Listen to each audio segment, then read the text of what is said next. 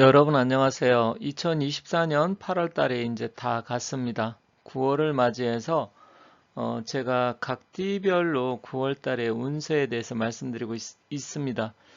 오늘은 이제 용띠에 대해서 9월 달 운세를 한번 살펴볼까 합니다. 혹시 뭐 궁금하신 점 상담을 하고 싶으시면 여기 전화번호가 위에 나와 있으니까 연락을 주시면 좋겠고요. 그리고 각 띠별로 지금 호랑이, 말띠, 개띠, 그리고 원숭이, 쥐띠까지 제가 말씀을 드렸습니다. 이번 시간은 용띠고요. 나머지 띠들도 차차 말씀드리도록 하겠습니다. 9월 달은 개유월입니다. 그래서 오행의 기운으로는 금의 기운이 들어오고 또 금기가 아주 강력한 달입니다. 용띠들은 사주로 볼 때 토의 기운을 갖고 태어났죠. 그렇지만 9월달 개유월은 연살이라고 해서 이제 도화살, 함질살, 뭐 욕패살, 목욕살 뭐 이런 식으로 여러 가지로 이야기하는데요. 그 도화살이 작용하는 달입니다. 그래서 도화살의 기운이 강하기 때문에 그러한 부분을 좀 말씀드리고 나머지 투자나 매매, 거래, 건강 이런 쪽도 같이 말씀드릴 테니까 끝까지 한번 잘 재밌게 봐주시면 좋겠습니다.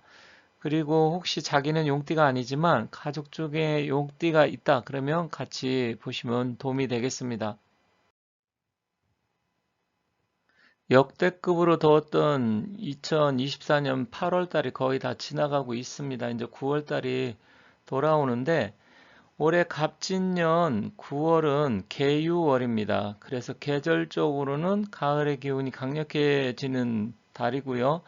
또한 금의 기운이 굉장히 왕성해지는 시기입니다. 그래서 사주에 개유월이기 때문에 금기나 수기, 그러니까 음의 기운이 필요하신 분들은 좋은 달이다 이렇게 보시면 되겠습니다. 그러면 언제부터 개유월이냐? 양력 9월 7일이 백로입니다. 그래서 9월 7일부터 해서 10월 8일 한로전까지 약 한 달간 개유월입니다. 그래서 이 개띠들한테는 이 한 달간 9월 7일부터 10월 8일까지는 좀 육해살의 기운이 작동을 하기 때문에 조금 주의할 것들이 있는데 구체적으로 어떤 것들이 있는지 한번 살펴보도록 하겠습니다.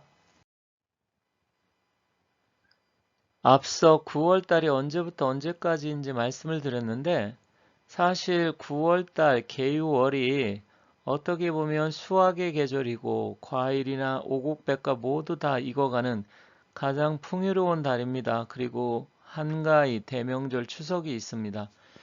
그렇지만 일단은 이제 이 가을의 기운이 점점 깊어지기 때문에 이 차갑고 냉한 기운이 강해지면서 사주의 기운으로 봤을 때 이 금수의 기운이 필요하신 분들은 도움이 되겠지만 이게 사실 필요 없는 분들 같은 경우는 한 달에 좀 어려울 수 있는데 용띠 같은 경우는 원래는 이게 이제 용띠는 토의 기운이지만 습토, 그러니까 습토라는 것은 축축한 땅을 이야기하는데요. 용띠가 그렇습니다.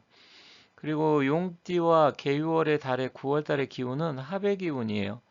합의 기운이고 또 서로 상생의 기운이면서 도화살이 작동하는 달입니다. 그래서 합도 들어오고 도화살도 들어온다. 그러면 대체로 애정운, 이성운 이런 거는 좋은 경우가 많습니다. 그래서 미운 같은 경우 혹시 자기가 평소 마음에 드는 그 이성이 있다고 하면 좀 더 적극적으로 움직이는 것도 좋습니다. 그리고 뭐 결혼하시는 분들도 가을에 많은데 자녀분들이 혹시 결혼한다고 하면 뭐 실질적으로 그 달의 기운 하나만 가지고 좋다 나쁘다 평가하는 것은 좀 무리는 있지만 전반적으로 그래도 애정운이 증가하는 달이어서 나쁘지는 않다 이렇게 말씀드리겠습니다.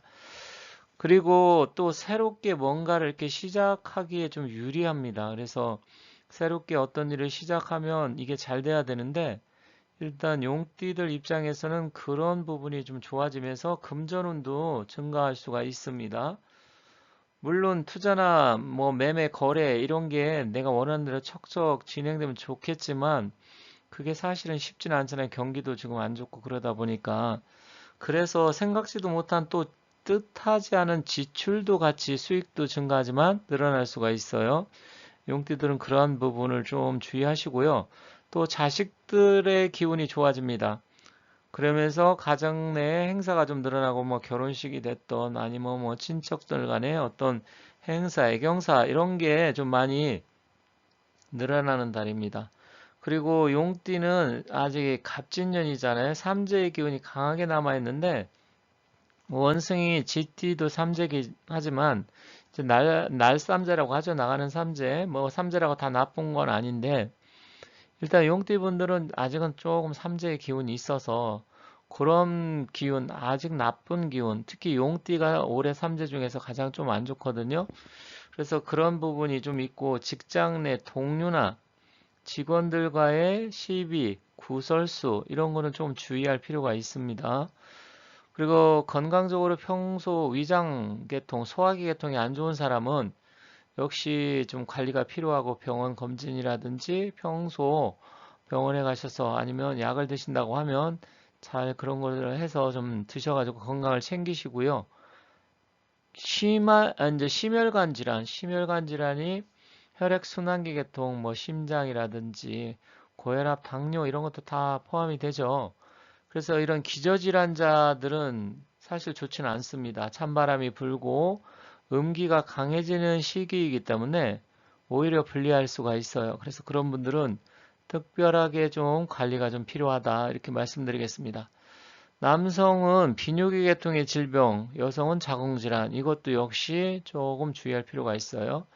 그리고 남동 쪽에 좀 재물의 기운이 들어오기 때문에 집을 중심으로 해서 남동 쪽을 좀 잘 봐야 될 것 같아요. 그래서 여행을 간다라든지 이직, 이동수 역시 남동 쪽으로 움직이는 게 좀 더 유리하다. 물론 유리하다는 게 어떻게 기준을 잡냐? 우리가 사실 세상을 살아가는데 우리가 투자라든지 배팅할 때도 마찬가지라고 하는데 단 1%라도 확률이 높으면 그쪽으로 우리가 배팅을 해야 되잖아요. 역시 마찬가지입니다.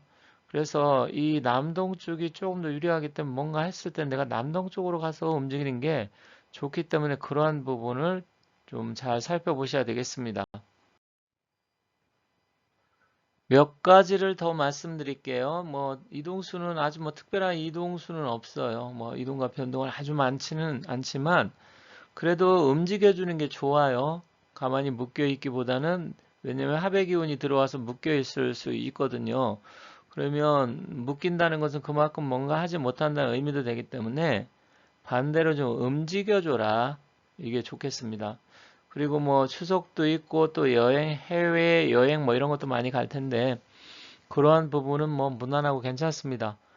그리고 금전운적으로 보면 투자나 매매, 거래는 뭐 아주 좋다고 볼 수는 없지만 새로운 일을 하면서 이득이 생깁니다. 뭔가 새롭게 시작하려고 하고 변화를 주려고 하고 이렇게 적극적으로 움직여야 좋다 했잖아요. 움직여야 뭔가 기운과 에너지 또 돈이 들어오는 겁니다. 가만히 있으면 아무것도 안 돼요. 그래서 그런 쪽으로 보면 새로운 일에서 이득이 생긴다. 건강은 비뇨기 질환, 심혈관 질환자는 좀 평소 내 기저질환자다. 이미 뭔가 좀 병적으로 좀 갖고 있다. 그러면 음식부터 해서 여러 가지 부분을 좀 주의가 필요할 수 있습니다. 그래서 그런 부분을 잘 참고하세요. 행운의 방향, 길 방향은 남동 쪽이 좋습니다. 그리고 숫자라는 것은 뭐 내가 이것을 어떻게 활용하느냐에 따라 다르겠지만 5번, 7번, 10, 15, 22, 25, 30, 32, 35, 40번. 그래서 이런 숫자를 좀 가급적 활용을 하셔서 날짜나 시간을 선택을 할 때 아니면 뭐 추석 명절도 있으니까 복권을 사시는 분, 특히 로또를 번호를 조합하시는 분들, 그런 분들은 이러한 번호들도 활용을 해서 이용하시면 좋다. 이렇게 말씀드리겠습니다. 그래서 이러한 번호들도 잘 활용하시면 좋겠습니다. GT 운세가 궁금하신 분들은 이미 지금 올려놨습니다. GT도 올려놨으니까 가족들 중에 아니면 본인이 GT다 하시는 분은 잘 살펴보시면 좋겠습니다.